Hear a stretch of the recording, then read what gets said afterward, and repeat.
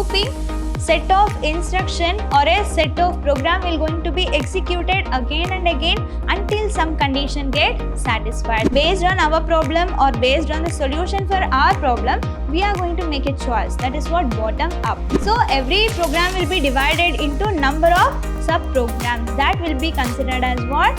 Functions. Inheritance is a process of acquiring the features of one class to the another class.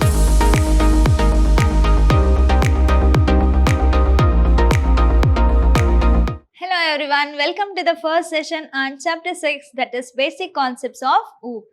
Myself Rohini TS from the Department of Computer Science, Vidyashram Pre-University College, Mysuru.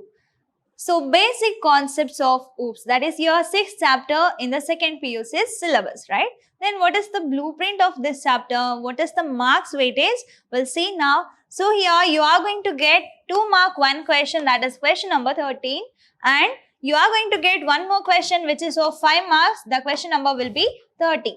So that totally you are going to get 2 questions from this chapter, that is for 7 marks.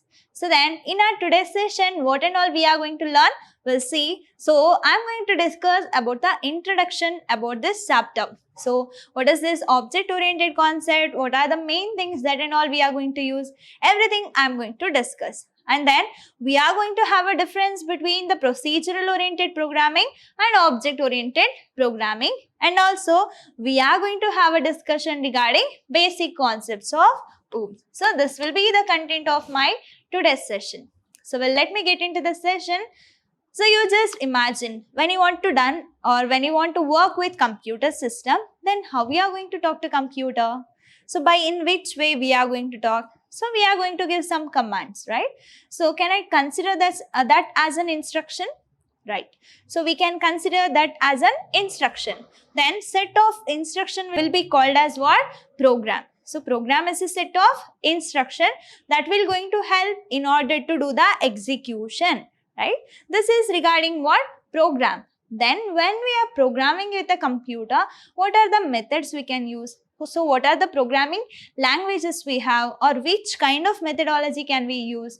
So if you just consider the previous times or olden days programming languages, so one thought everyone will going to have. What is that? Program are too lengthy and complexity will be more. So those are the things which comes here when we remember a previous programming languages, right? So which are the previous programming languages then? That may include procedural oriented programming, and we have structural oriented programming, right? So procedural and structural programming. So if you consider a procedural programming, there we are going to consider or we are going to more emphasis on the procedure rather than the data. You consider one thing here. So 2 plus 3. So what is this 2 plus 3? It is addition, right? What we are doing? We are performing an addition. But when we are working with this along with the procedural oriented programming, their concern is only related to the procedure. That means what? Instead of considering what is the data, their mainly focuses on what they are doing. That is what we are going to call that as a procedure. Okay, so the main concern is about the procedure, how we are going to solve it instead of what we are solving. That is what the methodology that we are going to implement or we are going to use in the procedural oriented programming, and it will be lengthy, complex, it will going to take more time. Everything was the disadvantages. So next we move up with a new programming language called structural programming. So next we have structural programming. So here it will going to be deal with 3 programming construct. So first one is what? Sequential or sequence, we can say sequence and branching or decision making and conditional, or we have one more thing, that is what we are going to call that as a looping. Okay, so the structural. So structural in the sense what? There will be some standardization. We have to follow that in order to get done the work. So it can be any of the 3 construct, either sequence, branching or a looping. So here set of instruction will going to be executed one after another. In branching there will be one condition. Based on that condition we are going to make a decision. That is what? Branching or a decision making. That is also called as what?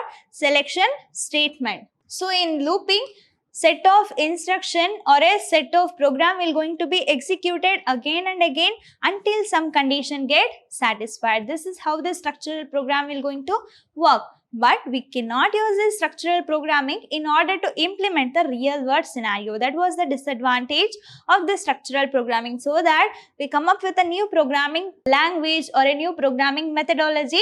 That is what this object oriented programming. So here what and all we are going to do, we'll see. Object oriented programming is the principle of design and development of a programs using modular approach.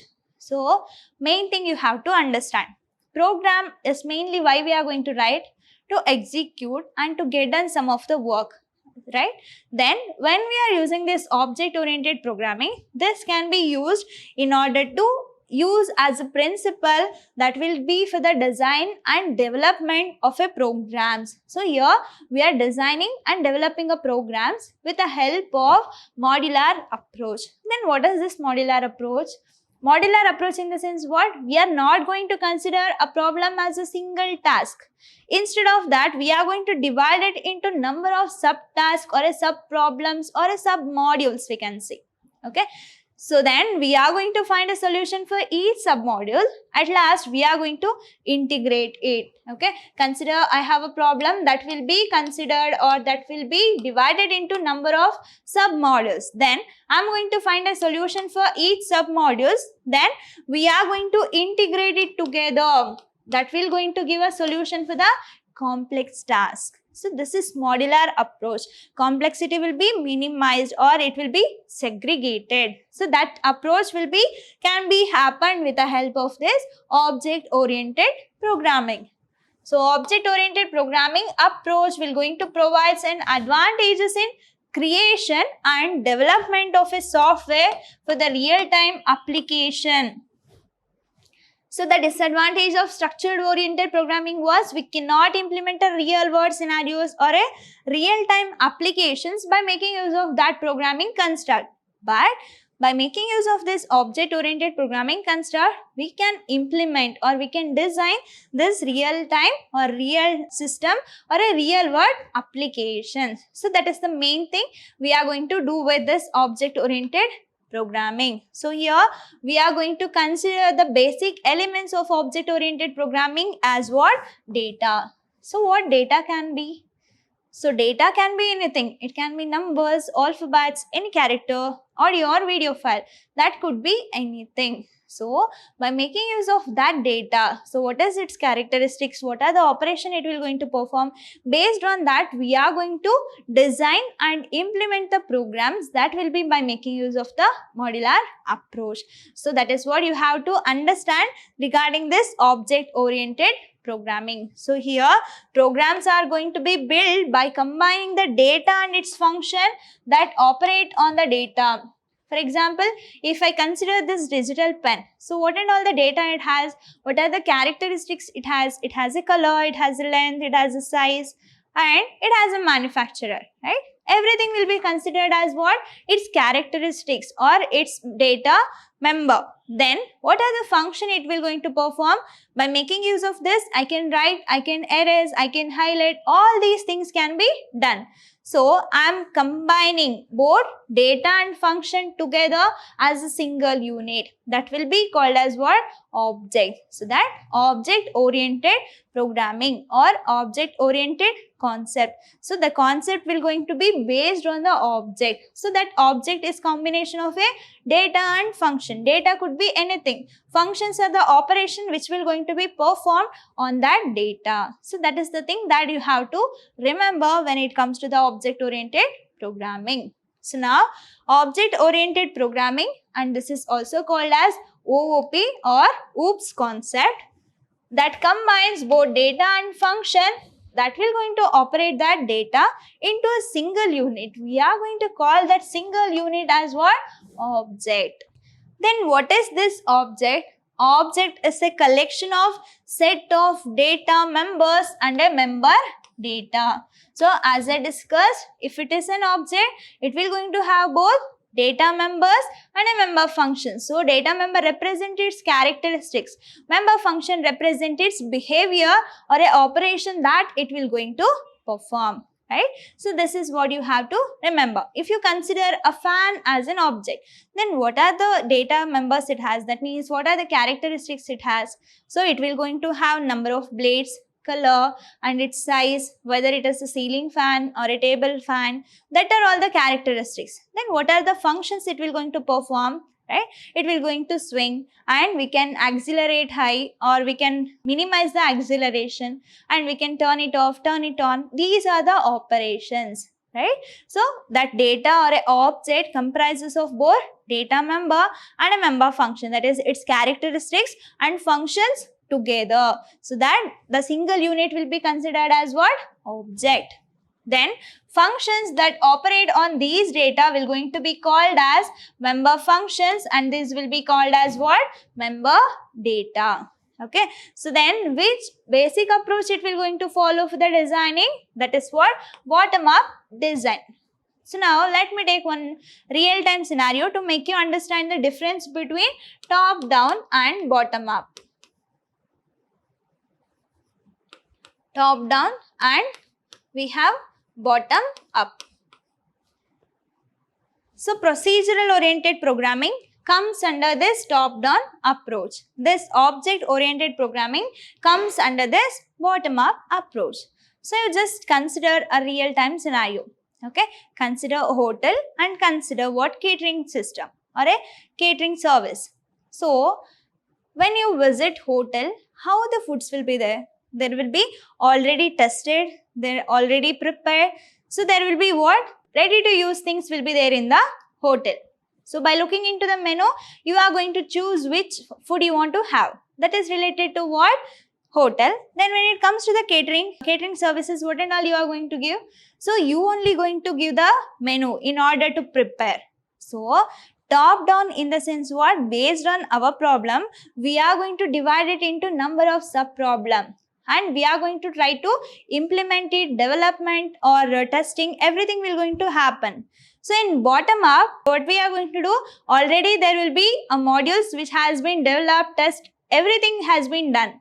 So now our choice or our work is to choose the things which we require in order to solve the problem. That is what we are going to call that as bottom up approach. Already there will be set of modules which has been implemented, tested and maintained. So based on our problem or based on the solution for our problem, we are going to make a choice. That is what? Bottom up. So in top down, so consider hotel. So there will be already tested menu.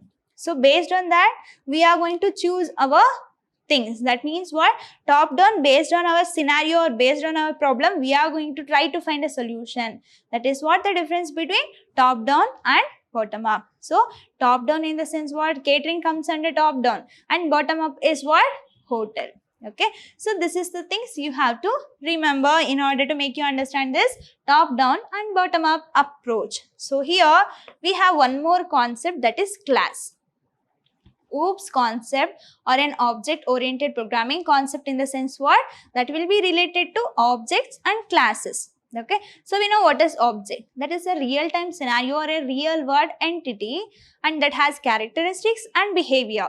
So here class is nothing but that is a template and that is a user defined data type. It will going to have a collection of the objects. So for example, if I have only one pen, I can call it as an object. But what if I have more than one pen of same thing? Then I can together call that as what? Class. I can together call that as class. So here also class is a template that will going to represent a group of object. So group of object will going to make a class. And how it must be? It will going to share common properties and relationships. So this is what regarding objects and classes. So here you can see that I have created three objects, right? Object A, B and object C. These are the three objects. So each object will going to have its own data and functions. Functions are member functions or a behavior. So I have three objects. together what we are going to call this as, so we are going to call this as a class. So each object has a individual characteristics and behavior, but when I combine all the objects together, then it become what? Class. So this is the difference between class and object, but we are going to implement this programs, or we are going to implement or design the real world scenarios by making use of this modular approach. Okay. So now we'll see the difference between procedural oriented programming and object oriented programming. So POP, that stands for procedural oriented programming, and OOP, that stands for object oriented programming. So we know what are the drawbacks we had in procedural oriented programming and what we are having in object oriented programming. So now we'll see the difference, then you can get to know, or you can make out what is the difference between these two object or these two programming procedures or programming methods. So this is what procedural programming, that is also called as what? POP. Then this object oriented programming, it is also called as OOP. So then how the large programs are divided in the procedural oriented programming? So large programs are divided into smaller programs that will be known as functions. So everything will be considered as functions there in the procedural oriented programming. Procedure in the sense function. Okay. So every program will be divided into number of sub-programs that will be considered as what? Function. So but here programs are divided into object oriented. Everything will be based on object. So that program will be divided into number of sub-program that will be considered as what? Objects. Next, data is not hidden and can be accessed by external function. So why there is no security for the data? So here we are not using a concept of bundling of the data and functions together, so that there will be a flexibility of accessing the data. So if there is a flexibility of accessing the data, then we cannot hide it. If it is not hidden, then there will be no security for the data. That is what the reason why people won't prefer this procedural oriented programming language, so that there is no security for the data. Data cannot be hidden. If cannot be hidden, that can be accessed by external function or a non-member function. So data is not hidden and can be accessed by external function. But when we consider object-oriented programming, here data can be hidden. And if it is hidden, there will be security for the data and it cannot be accessed by external function. So we cannot access the data which is bundled together. If you want to access it, then you have to be a member of that particular class. So that data is hidden and cannot be accessed by the external function. Then what is the next difference we have? That is what? It will going to follow top-down approach in program design.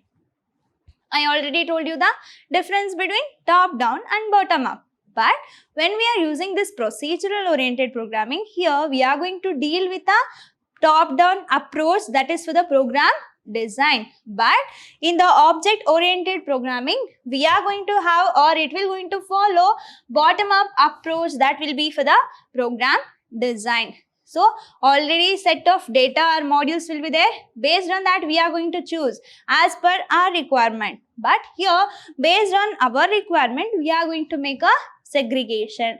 That is the difference between top-down and bottom-up approach, mainly used for the programming design. Next is what? Data may communicate with each other through function. How the data communication will going to happen?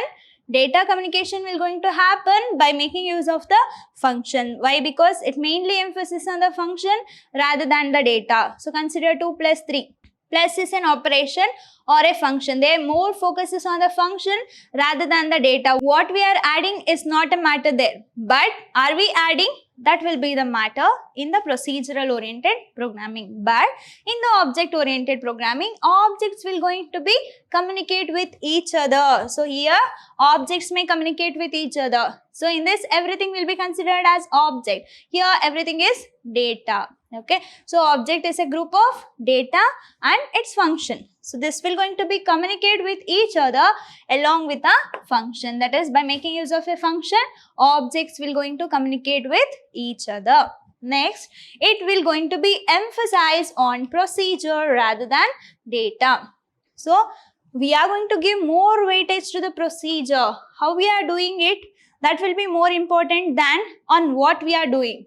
Okay, so that is the main thing, or a main emphasis on the procedure or a behavior or a operation than its data. But in object oriented programming, our concern is about data. Why? Because in object oriented programming, everything will be considered as data. So data is the basic element thing in the object oriented programming, so that it will going to be emphasis is on the data rather than this procedure.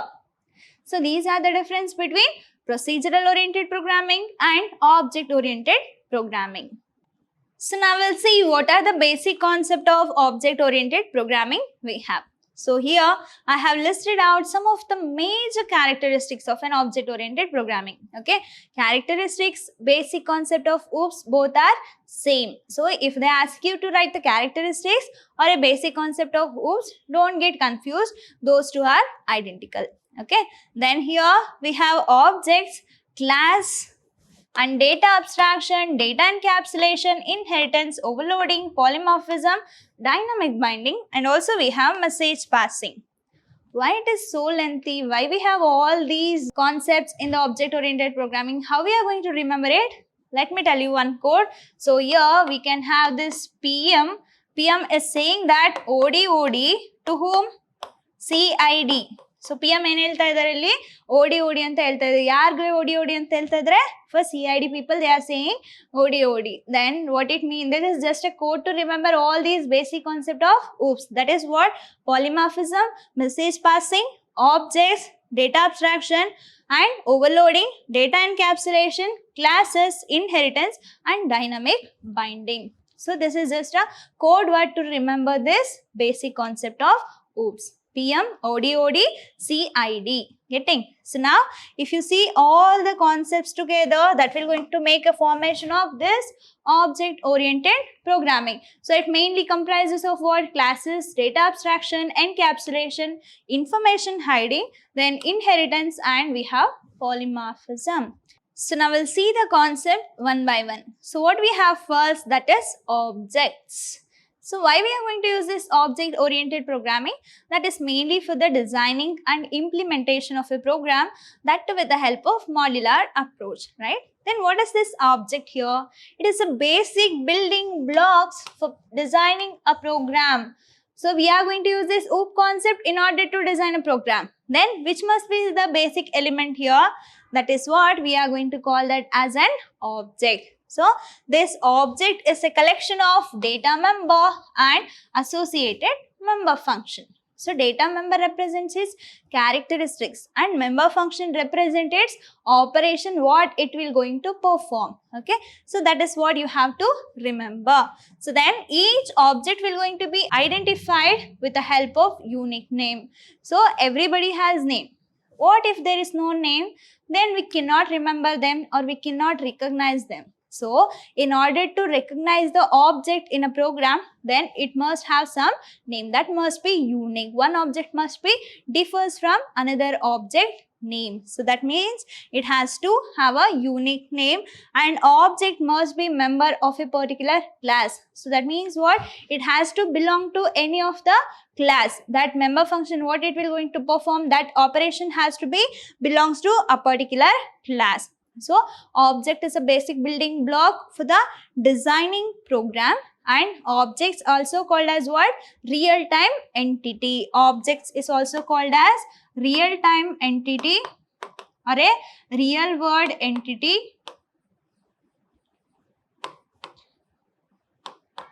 And we can also say this object as instance of a class.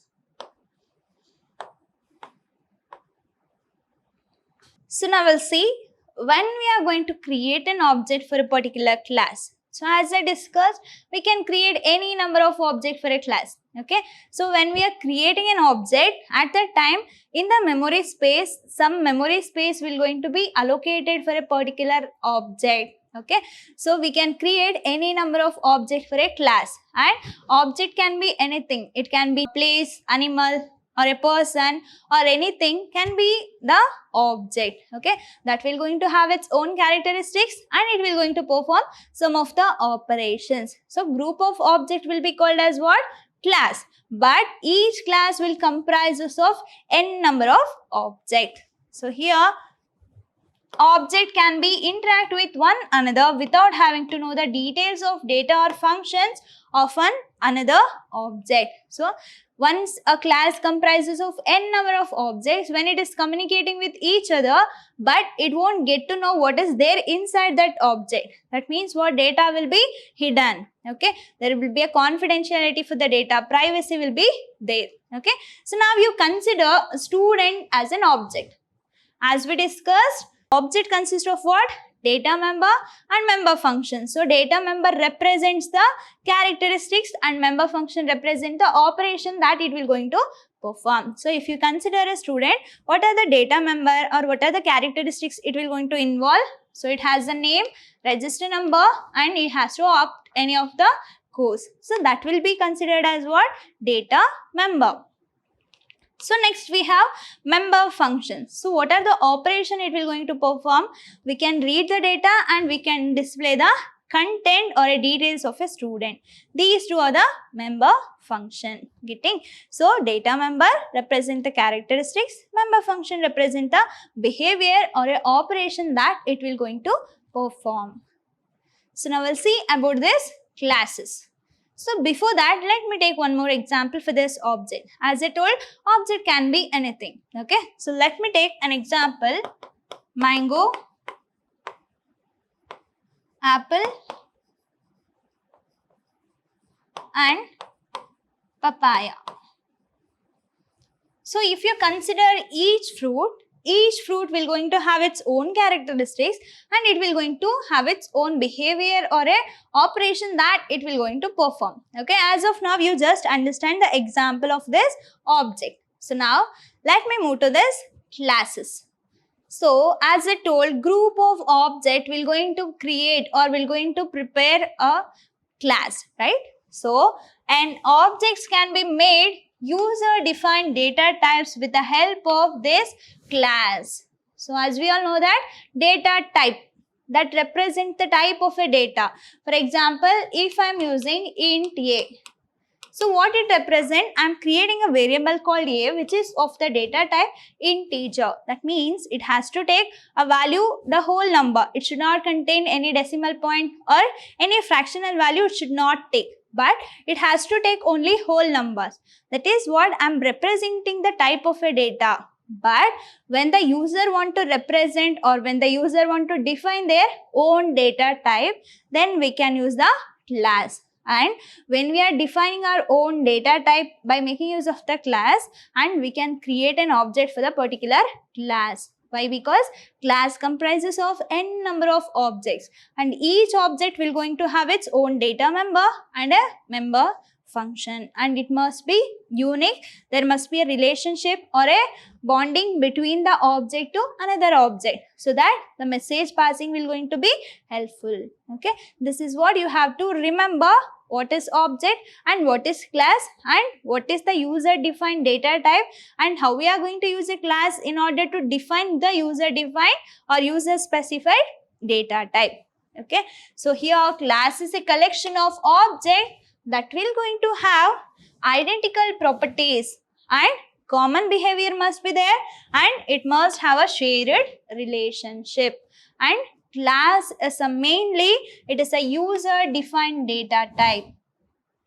Class is a user defined data type and is a collection of an object, and each object of that particular class will going to have its identical properties. Along with that, common behavior will be there and it will going to share the relationship between one object to another object. So next, so then once we define a class, then it is easy or it will be flexible to create any number of objects for a particular class. Okay, so if you consider this mango, apple, papaya, all these are what? So these are the objects. But how many objects I can create for a class called fruit?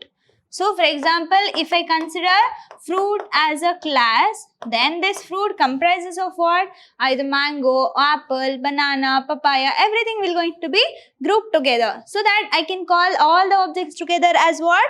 Fruit class. But is there any restriction of adding one more fruit to that particular object or a class? No. That means what? We can create any number of objects for a particular class. So that once the class is defined, any number of objects can be created for a particular class. Then class are the user defined data type that will going to hold both data and functions. So why we are saying that it will going to hold both data and function? Because class is a collection of objects and each object will going to have its own data and characteristics or a function. So that this classes will going to comprises of collection of object and it will going to hold both data and function. So fruit is a class here. Okay. So if you consider a vehicles as a class, then what and all it will comprises of? It will going to comprises of all the two-wheelers, four-wheelers and that we are going to use underwater or above the line. Everything will be considered as what? Vehicle. And each vehicle will be considered as what? Objects. Together I can say that as vehicle. So this is the different and how we are going to use object and classes. Okay. So this both data and function will going to be treated together. Then we are going to call that as class. It will going to hold both data and functions. So now we'll see the next basic concept, that is what we are going to call that as data abstraction. So what is data abstraction here? Abstraction. Abstraction in the sense it will going to hide something. What it is hiding? We'll see. So data abstraction refers to the process of representing essential features without including background details or explanations. So remember one thing. So let me give you two examples in order to make you understand this data abstraction. Okay. So consider ATM. If you consider ATM, you know how we are going to operate it, right? So we are going to insert a debit card and we are going to give the credential what they are going to ask, right? Then that is what we know how to operate it. But do we know how it is working internally? But somehow we know, but we don't know everything, right? So that means what? That is providing only essential features which is required for the user in order to operate it by hiding all the background details, by hiding all the unnecessary or irrelevant explanation of that procedure. That is what we are going to call that concept as data abstraction. So it will going to provide or it will going to give only the essential features by hiding all the unnecessary or a background or irrelevant explanation. Okay.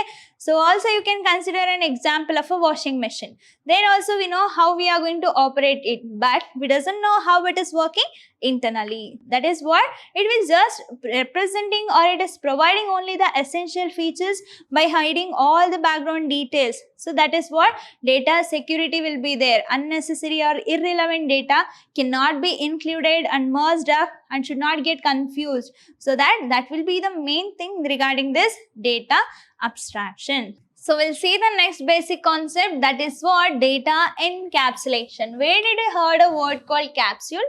That is probably related to what? Medicine, right? So then how the medicine will going to be wrapped up inside that capsule? What will going to happen if it is not wrapped up? That will just get shattered, right? So in the same way here, encapsulation, capsule, that means what? We are wrapping up. What and all we are wrapping up? We are wrapping up both data and functions together as a single unit. That single unit will going to call that as a class. So wrapping up or bundling or a combining of both data and functions together as a single unit. That unit is what? Class here. That methodology we are going to call that as what? Data encapsulation. So why data encapsulation is important?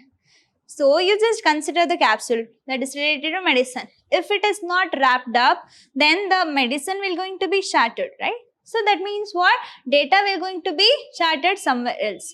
But when we are wrapping it, when we are grouping it, there will be a security for the data. Data hiding can be happen. So that in order to hide the data or in order to provide a confidentiality for the data, we are going to combine the data and functions together as a single unit. So that data encapsulation will going to enable the data hiding, and information hiding can be happen with the help of this data encapsulation method or a concept. So data hiding is a method used in the object-oriented programming to hide the information within the computer code. So if it is hidden inside the computer code, we cannot decrypt it or we cannot access it. There is no modification of the data can going to be happen. So that there will be a security for the data when we are using this data encapsulation methodology. Information hiding will be there. No hacking, no malicious activities can be takes place. That is what the reason we are going to use this in the data security purpose. So here it comprises of both methods and a variables. Together it will be called as what? Class. So this is related to what? Encapsulation or data encapsulation. So we'll see the next one. That is what we have inheritance. So before getting into this inheritance, you just remember your parent. So why I'm saying this? Consider yourself and consider your parents. Okay, so some of you might inherited some of your parents' features to you, right? That means what? You have same hair color, eye color, the skin structure, skin tone. So you might have inherited the features of your parents, right? So along with that, you also have your own features. So in the inheritance also, inheritance is a process of acquiring the features of one class to the another class. The class which is giving its feature will be called as base class. The class which is acquiring the features from the base class will be called as derived class. Okay, so when it comes to the inheritance, we have to concern about base class and derived class. Okay, so base class and derived class. So now we'll see what is the definition of inheritance first. Now we'll see then what is base class and derived class. So before that, you all know the difference of the base class and derived class. Okay. So your parent and you. So what are the features that you have inherited from your parents and what are the new features that you have? So that is related to what? Code reusability, and there will be a similarity of the data. So we'll see inheritance is the process by which one object can acquire and use the properties of another object. Consider there will be two classes. One is parent class and one is child class. So what child class will going to have? It will going to acquire or it will going to fetch some of the features from its base class or a parent class, right? So that methodology will be called as what? Inheritance. So here you can see the illustration of this inheritance. So here we have a elephant and we have a baby elephant. What it will going to do? So this elephant will going to give its features to this baby elephant, so that this become the base class and it become the derived class. That is what it will going to inherit some of the features from its parent class.